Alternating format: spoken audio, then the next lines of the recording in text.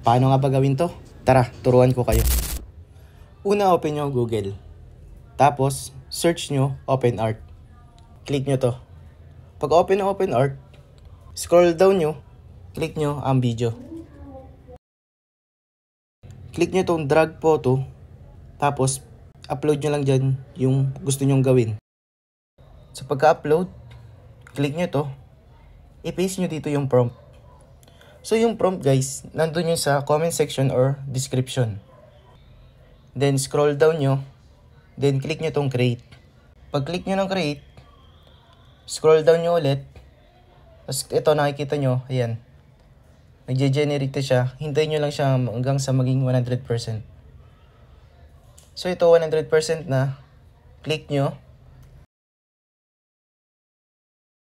Tapos click nyo itong download, or itong tatlong dot na to.